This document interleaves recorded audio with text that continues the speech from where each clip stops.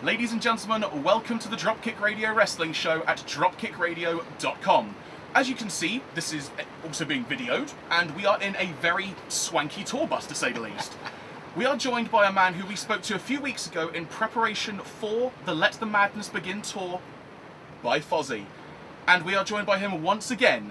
It is none other than Chris Jericho. Chris, I like how you totally went into your presenter voice there. 2 weeks ago, we spoke to this man. Here he is in person, Chris Jericho. Logical question to start with, how's the tour been? It's been going great, man. It's taken us to all through England, Ireland, Scotland, Wales, and it's been a blast. It's been a lot of fun. And tonight is sold out, so it's going to be a pretty crazy gig as well here in Southampton. So we've always had a good fan base here in the UK, and we've always considered it to be our second home for Fozzy. So it's good to see that that's still the case for sure. And has this been the most extensive tour of the UK you've done? I think so, as far as longevity of it. I mean, I think it's about our 8th tour of the UK. So we've pretty much played everywhere at this point, big cities, small cities, and everywhere in between, but we love it. I mean, and like I said, we're getting great crowds no matter where we go. So, but this is our 11th show in a row, which is definitely the most I've ever sang in a row. 11 shows in a row. It'll end up being 15 in a row by the time the tour is over. But so far, so good. And your voice is holding up well thus far? Yeah. So far, so good. Absolutely. Earlier this year, when you did the three-day tour of the UK, you did 2 shows in one day in London. Obviously, your voice probably had quite a tough time then doing two shows in one day. But how does that compare to doing the long run like you're doing in this? Actually, yeah, it wasn't too bad. I mean, I've been pretty well blessed with a pretty good constitution on my voice, good durability, very durable voice, I guess the word would be. So, yeah, it's been good, man. As long as I don't get a sore throat, which I've been watching every day. My scarf hasn't left my neck unless I'm showering. Just stuff like that. And like in weather like this, when it's raining or when it's been cold and kind of drizzling out, I just stay inside. But just being careful with it and getting a lot of sleep and, keeping your voice hydrated. It's all kind of singer's tricks that you learn over the years. I mean, we've been touring for 10 years now, so I kind of know the limits of my voice and what to do and what not to do if it's starting to bother me. And has there been a particular gig thus far throughout the tour that has stood out more than others? Manchester was crazy. That was a great gig. Edinburgh, Scotland was amazing, and Belfast in Ireland were probably the top 3 so far, I have to say. Excellent. Yeah.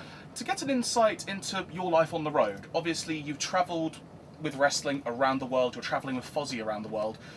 Be them positive or negative, what's the major differences between travelling with the both? Well, I mean, traveling at all levels. Obviously, when you tour with Fozzy, it's not like touring with the WWE at that standard, but it's a step up from touring, the first couple times I went to Japan or something like that. I mean, the cool thing about it is like this bus, this Red Bull, everything on this bus, the band, the food, it's all, as a result of the Fozzy organization. So it's cool to be at this level and be able to have this band that we started 11 years ago and to make, have a profitable organization, a profitable business doing this. So I mean, but obviously when you're with the WWE, that's the top of the top, staying kind of at the 5-star hotels and playing at the the giant O2 type arenas. But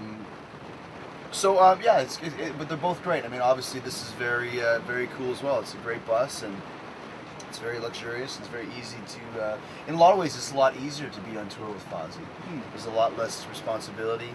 We do the show. You finish the show. You relax a bit. You hang out with some of the fans or the friends that show up.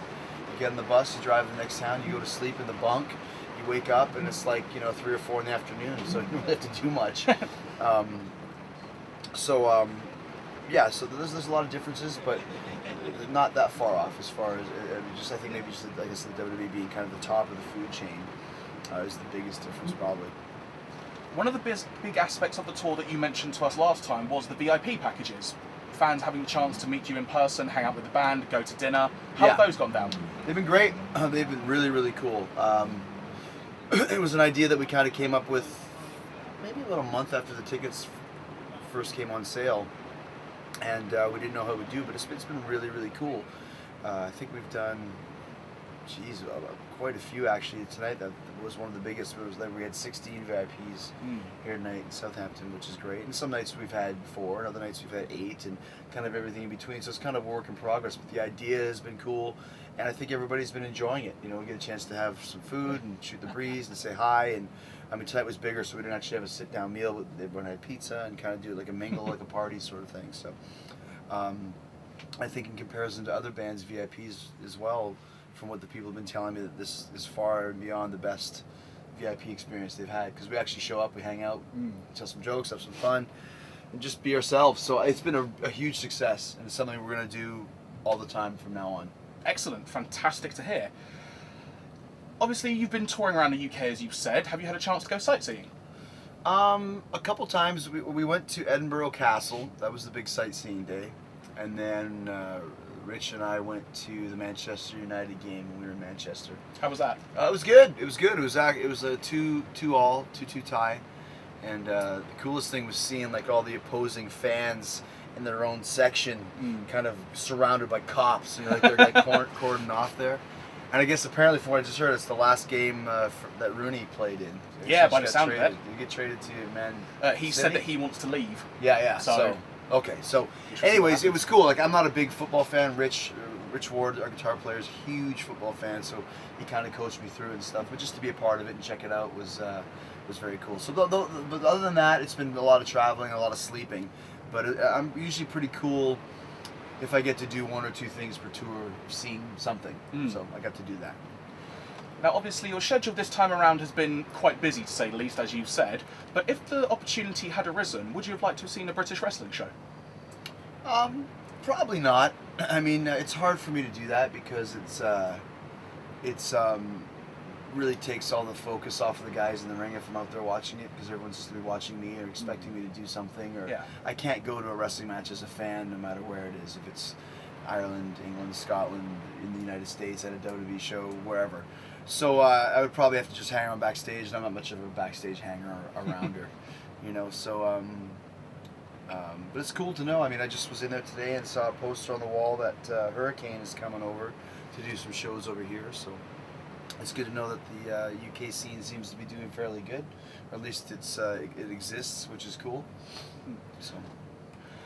And sticking on for a few wrestling questions, if you don't mind. This is Dropkick Radio, so of course, absolutely. There we go. One of the things we brought up with you last time was your DVD, which at the time was due to be released. Now it's done very well. I think you said on your Twitter it's at number 2 on the Billboard charts. Yeah, exactly, yeah. Are you happy with the response and reaction it's got? Yeah, very much so. I mean, I think at first my hardcore fans bought it right away. I think average kids that watch WWE now probably wouldn't buy it because I've been such a villain over the last couple of years, but that's okay. It's not made for them. It's made for fans that were watching from years and years and years ago. And I put a lot of time and effort into it to make sure that it was good. I mean, any Chris Jericho project that has my name on it, you know that I'm going to have a lot of say in it as far as what's the content and the matches that were chosen and all that sort of stuff. So yeah, I was really happy with it. I thought the documentary was great. I haven't gotten around to watch the matches yet. I'm not a big fan of watching my own matches anymore. But I think the reviews have been tremendous, and from what I understand, the sales were really good, especially in the first week, and that's all you can ask for. Is there a reason why you're not a fan of watching your own matches anymore? When you've been doing this for 20 years, it's just kind of hard to go through them all. I mean, it's I'd rather watch, extras or something. I'd rather watch a TV show that I'm into rather than spending hours and hours and hours watching my own matches. Maybe someday when I'm much older, maybe I'll sit down and watch them, because I like to watch them, but actually sit down. I mean, if someone said we're going to watch these matches and I had nowhere else to go, then I would watch them. But just to sit down on my own and watch the matches, it just seems a little bit self-indulgent maybe, or something. And I know what happened. That's why I picked them. And a lot of times I haven't seen a lot of those matches. Like I picked the Hogan match that's on there. I probably haven't seen it since it happened. I just remember I really liked it. I thought it was really good. So I kind of like keeping that memory kind of pristine. But then there was other matches that I specifically watched again when I was writing about them in my book, because there's certain details that I have to write about. So some of those matches I've seen recently, and other ones that I just like to leave them kind of in the in the clouds, where I remember them being like so great or whatever it is. So. Is there anything you wish you could have included in the DVD that you ended up having to nod? Not really. I mean, like I said, I was pretty thorough in including everything that I wanted on there, and had 2 or 3 or 4 different viewings and kind of reviewing of the match listings and stuff, because they came up with a scratch list of matches, and then I kind of made some changes on that, and then what about this, and then like I said, that Hogan one, for example, it's like, well, Hogan, obviously, we had some good matches, and he's one of the biggest stars ever. I want that match on there, you know, because I'd rather have a match with me and Hogan than a match with me and Shelton Benjamin, for example, or whatever it is. So maybe would have liked to have had a match with me and Eddie were a tag team in WCW, but I never even thought about that till afterwards. But those matches were so short, it probably would have been an extra 5-6 minutes anyways. But you know, after 20 years of being in the business, you can't include everything. You know, it's just impossible. But I think it's a pretty good cross section of my work over the last 20 years. When we watched our preview copy from Silvervision, we noticed that there was really no mention or inclusion of your work and idolization of Ricky Steamboat. Was there any particular reason for that not being included? Just didn't really fit, you know what I mean? I mean, like I said, there's only so many things you can talk about and say, and if I didn't mention Steamboat, I'm sure I mentioned Steamboat somewhere in there, in the documentary, maybe talking about my early years or something like that, but yeah, like I said, I mean, there's only so much real estate that you have available, and you know, the Steamboat WrestleMania thing really didn't, you know, it was only a year old, so we decided to go with this year's WrestleMania instead because it was a more higher profile, better match. So there was no specific reason not to, it just didn't have room, I guess. In terms of the theatrics of wrestling, obviously a big part of the entire spectacle is the audience. So with that in mind, how much do you allow the audience to influence what goes on in the ring? And then to also put a spin on that question, how much do you try and influence the audience to react in a certain way when in the ring? I'm a puppet master, so I decide what the audience responds to and what the audience gets. I rarely listen to it. I mean, let me rephrase that. When you're in a match, you have to listen to what's working and what's not working. So if something's not working, then I have to change that up to make it work so that the audience gets into it more. Same thing when I'm playing with Fozzy. That doesn't mean if someone says, you know, do a pile driver, then I'm going to do a pile driver just because they want to see it. So I've always kind of felt I'm the one who dictates the match, or I'm the one who dictates the promos or whatever it is, and the audience follows that. If they're not into it, then I need to change up what I'm doing to get them more involved, but do it the way that I want to do it. So I've always kind of considered that, you know, I'm the one who's in charge, not the audience. And obviously when you're in a huge arena with thousands of people, does that make it harder in a way, or does that make it easier because of the amount of people there? It all depends, man. I mean, you could have shows with 70,000 people that nobody's responding to, or you could have shows with 300 people. I bet you tonight's going to be insane in there.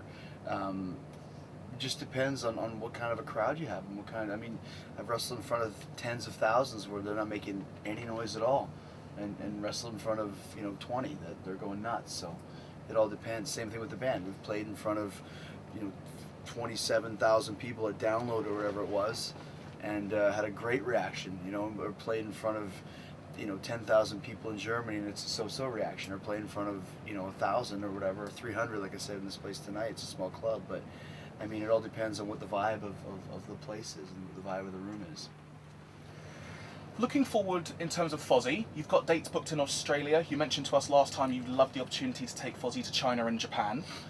Any update on that, in that happening? Japan, nothing, but we're doing Canada in November and Australia in December.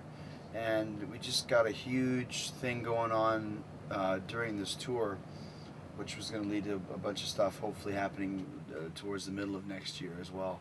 Maybe in the summertime over here in the UK again. So yeah, so it's going good. We're moving along and getting the brand built more and more and more, and the band seems to be getting bigger and bigger. So it's wide open right now. And is there a new album in the works? We're going to do a new record probably in February or March. We're starting to work on it now, but we have no rush. We don't rush ourselves on that.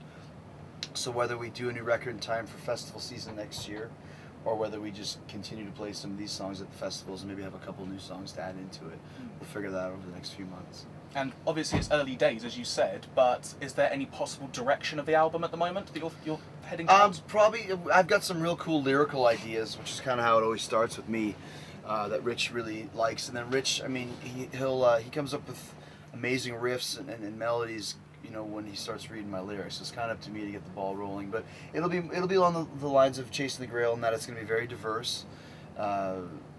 It's still going to be very Fozzy sounding, but that's one of the reasons why this record's been so successful, is it's very diverse. It's got heavy songs, it's got ballads, it's got long songs, it's got kind of weirder European, Lacuna Coil type songs, and we don't sit down and go, we're going to have this type of song. It's just whatever happens, happens. And just know that it's going to be more of what you've heard on Grail, and probably taking it a little bit further this time.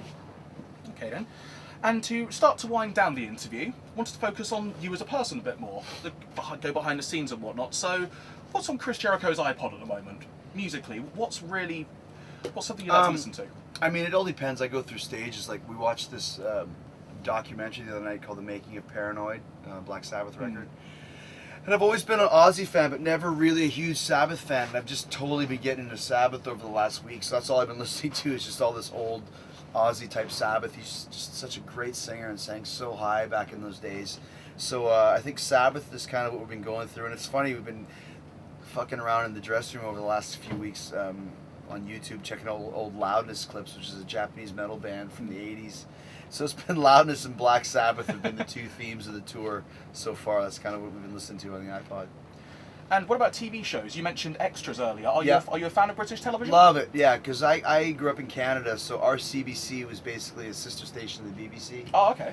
So I grew up with Fawlty Towers and Monty Python and Benny Hill, and all those shows. So I was such a Fawlty Towers fanatic, and it's cool to see. I mean, obviously, Ricky Gervais is a huge Fawlty Towers fan, and he's based both of his best characters on it from David Brent and Andy Millman. So I was a huge Office fan, and then I was a huge Extras fan. They just came out with a box set that I bought, so I hadn't watched. I'd watched the series before, but I just watched it again on this tour. So I'm trying to get the other guys into it and stuff. That's just the genius of the show.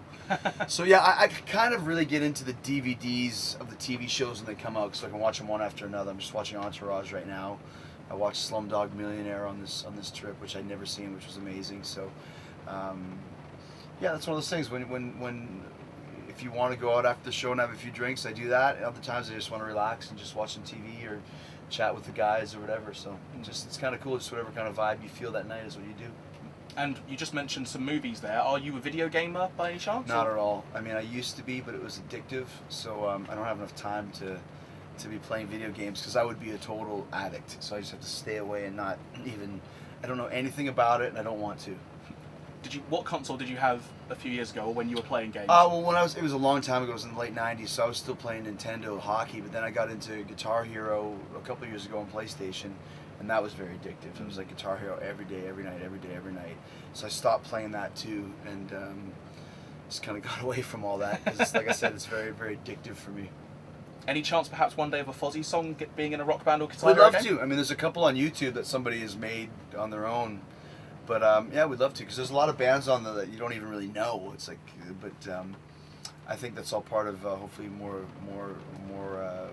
momentum and more, I guess, more name value knowledge in the future. So we'd like to have that. It'd be cool. And got to talk about British food. Are you a fan of any, or do you really hate anything to do with British food? No, I mean, most of the time I've just been eating chicken, roast chicken. That's what I eat mostly over here. But I mean, I love the kebabs at night. Those are really cool. I mean, not the tandoori chicken, just the normal chicken. Those can be pretty good.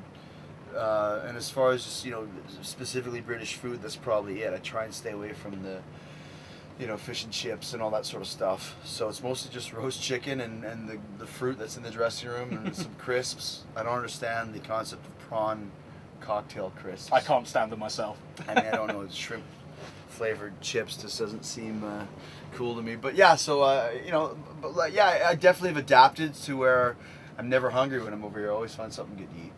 That's fantastic. Yeah. Just brilliant. So to wrap up the interview then, the tour has been great, as you said. So is there anything you'd like to say to the fans listening and watching in this case from around the world? No, it's been, like I said, this has been a second home for us here since we first came here in 2005. And we always make sure that we take care of England and the rest of the UK and Ireland first and foremost. And I get a lot of flack sometimes from people in the States who go, why don't you tour in the States more? And it's like, yeah, it's cool, but we like being over here. We know what level we're at over here, and there's no rolling of the dice. It's like, is there only going to be 10 people tonight? I mean, we're selling out the majority of our shows, and have a great fan base and a great following, and I don't have a problem concentrating mostly on playing over here because, like I said, this is we're doing great. We're having a lot of fun. We love England, so we'll continue to come over here. So thanks to everybody that continues to support Fozzy, and if you've never heard us, go check us out, and if you don't like it, then go to hell. And as you said, you might be back in the summertime. Yes, if everything works out the way that we're hoping to, we should be hitting some of the big festivals in the summertime. That's my goal, so hopefully that'll take place. Excellent stuff, Chris. Thank you so much. All I right. really appreciate it. All right. Cheers. Yes. Stay tuned, everyone.